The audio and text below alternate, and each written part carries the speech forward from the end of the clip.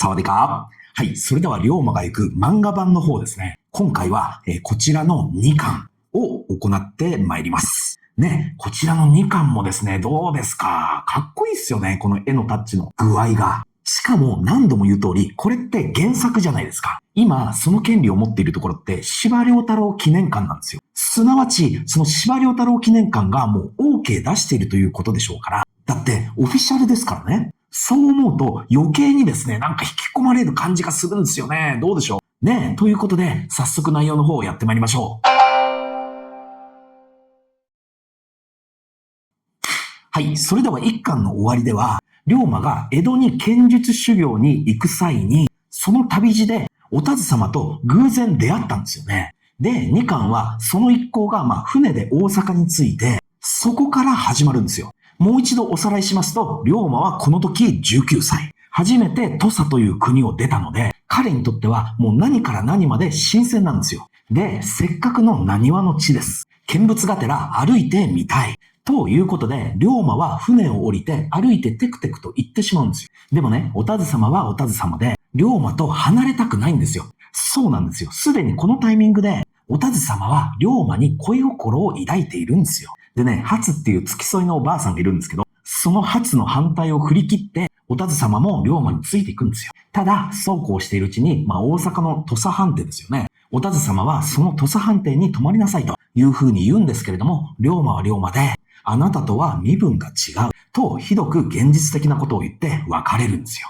これはですね、龍馬は特に対はなく、シンプルにこの人は窮屈なところが嫌いなんですよ。だから前回も少し触れたじゃないですか。土佐っていう国はもう上司と豪士がいて、龍馬は豪士ですよね。そのせっかく土佐を出てまで、そんなね、窮屈な縛りがあるところに戻りたくないんですよ。ということで、真っ暗な道を歩いていると、やがてある橋に差し掛かったところで、一人の男が座っているんですよ。で、その座っている男に宿の場所を聞くんですね。そしたら、じゃあ連れてってやるよっていうことで、その男が橋を登ったところで、龍馬がいきなりそいつを掴んで、後方に引き飛ばすんですよ。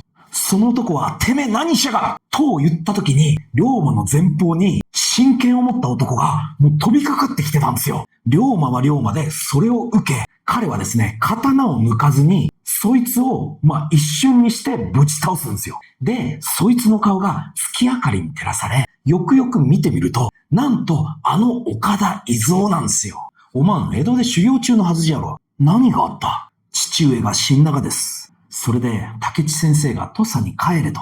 江戸からの金はどうした？竹地先生がお香典を集めてくださって、それを路用にして参りました。しかし、途中で川止めにあったり、浜松では病を患ったりして路銀を使い果たし、あとは成を町人に変えて物乞い同然のことをしながら大阪まで参りました。それで金目当てで辻切りをした。はい。これ伊蔵。大阪には土佐の金銀を集める蔵屋敷があるではないか。なぜそこに路用の金を借りに行かん？行きましたよ。蔵屋敷にも土佐藩邸にまでも行きましたよ。しかし、上役人衆に足軽風情に金は貸せぬと突き出されました。で、伊蔵、何人切った？めっそうな、一人も切っておりませぬ。わしが初物だったか。申し訳ござりませぬ。ここに50両ある。半分持ってけ。それはなりませぬ。その代わりに伊蔵、もう二度と人は切るな。辻切りを働けば軽くて追放。重ければ死罪。そんなことになったら悲しくてやりきれん。おまんはわしの友達じゃ。持ってけ。葬式の後は物入りがかさむ。龍馬さん、このご恩は一生忘れませぬ。アホ。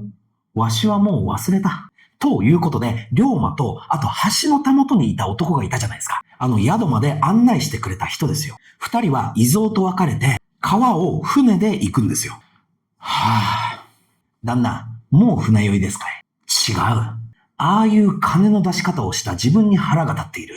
あんな与え方をすれば、伊蔵でなくとも、犬が食べ物を恵まれたような態度を取るしかない。あれっぽっちの金で大の男が犬のようにへいつくばるとは、金とは難しいもんじゃの。この人はどんだけお坊ちゃんなんだよ。旦那、25両っていうのはあれっぽっちっていう額じゃありませんぜ。喜んで人殺しでもするっていう金だ。一体、おまんは何者じゃ？あっしは寝待ちの藤兵衛と申します。寝巻きの藤兵衛？寝待ちね。寝待ち。妙な名だな。家業は何をしている？泥棒。おまん泥棒かえ？旦那、声が高えということで、この原作、龍馬が行くでおなじみの東兵衛がここで登場するわけですよ。もっともね、この東兵衛というのは、この龍馬界隈ではおなじみの人物なんですが、要は架空の人物です。この原作、龍馬が行くという物語は、特にそれも前半ですね、この架空の人物、東兵衛を登場させることによって、龍馬の前半生をうまく描写させていくんですよ。一言で言えば、この東兵衛、泥棒じゃないですか。だから、俗世間に明るいんですよ。もっと言うと、東兵衛という武士階級以外の人物を自然に比較対象とすることで、当時の武士、侍というもののあり方、そういったものをきちんと引き立てる設定になっているということですね。はい。それでは大阪を出た龍馬と東兵衛は、次は京都に向かいますね。京都といえば、伏見の寺田屋。この龍馬が行くの物語の中では、龍馬は東兵衛に連れられて、紹介される形で、あの有名な寺田屋に行くわけです。ね、もう伏見の寺田屋といえば、未だに京都の伏見にありますよ。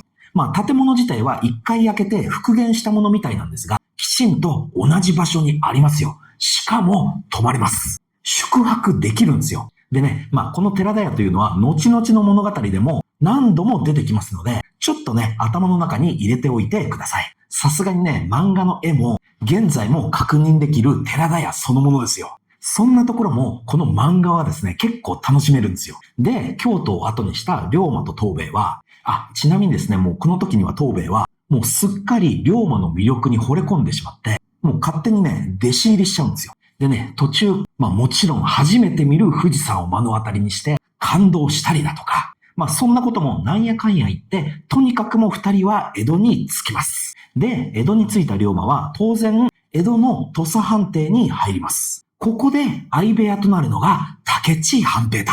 この人は端的に言うと文武両道。だから学問もできますし、剣術もめっぽう強いんですよ。当時、江戸には三大道場というものがあって、武市が言っていたのは桃の井道場。武市が江戸に来て1年も経たないうちに、この桃の井道場の塾頭になるほどの腕なんですよ。いや、これってものすごいことなんですよ。さらには人格も優れていて、だから自然土佐の周りの人たちからも慕われて、武市先生と、もうね、土佐のリーダー的な存在なんですよ。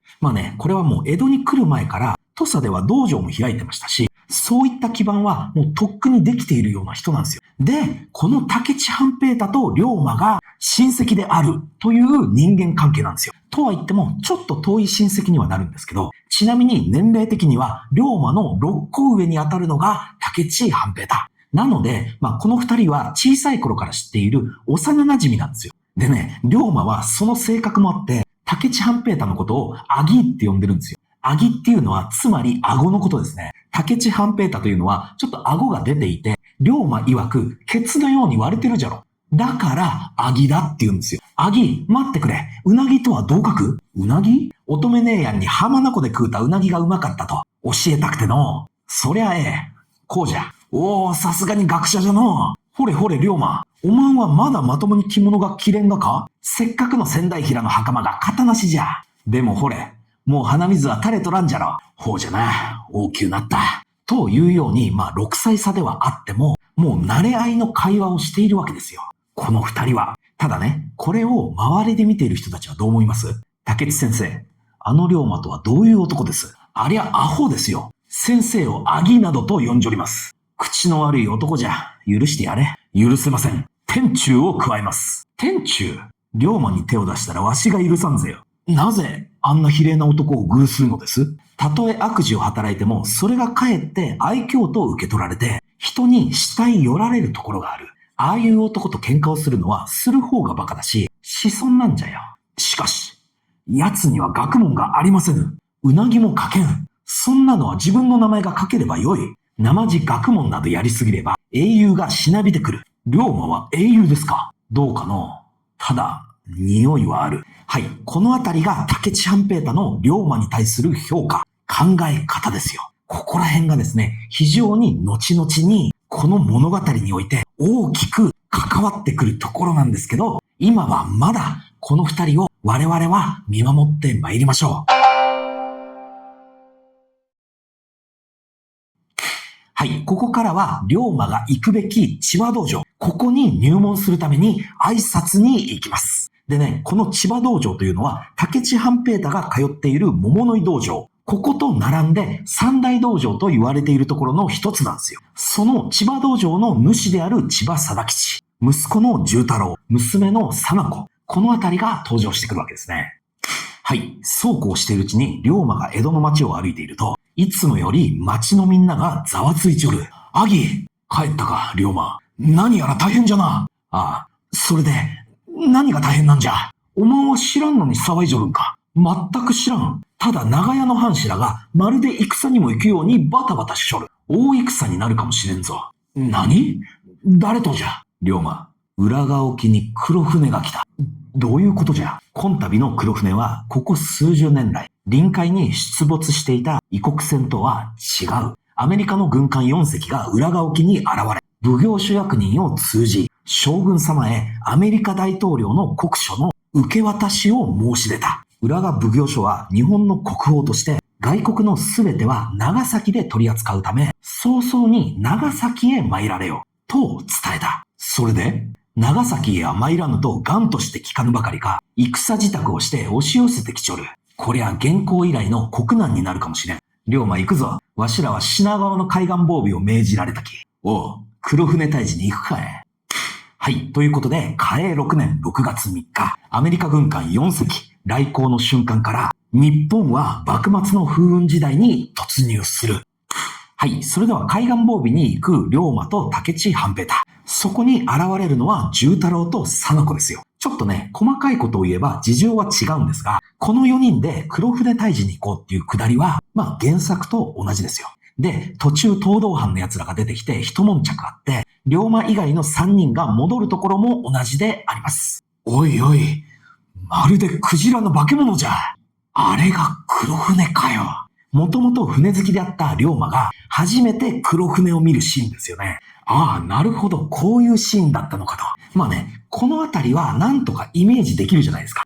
言ってみたらイメージ通りですよ。ただね、漫画ならではだなと思ったのが、太平の眠りを覚ます蒸気船。たった4杯で夜も寝られず。この歌が当時流行ったというじゃないですか。ただね、この有名な教科がどのように流行ったかがうまく想像できなかったんですよ。ちなみにこの教科の意味がどういったものかというと、もともと喜泉という緑茶の銘柄があって、それの上物という意味での蒸気泉。つまり蒸気泉のお茶を4杯飲んだだけなのに、そのカフェインの作用により夜眠れなくなるという表向きの意味があって、わずか4杯というのも日本語ではたまに船を1杯2杯と数えるんですよ。だからわずか4杯の蒸気船のために国内が騒乱し夜も眠れないでいるといった意味をかけて揶揄してるんですよ。だから非常にうまい歌ですよね。じゃあ話は戻ってこの教科がどのようにして流行ったのか。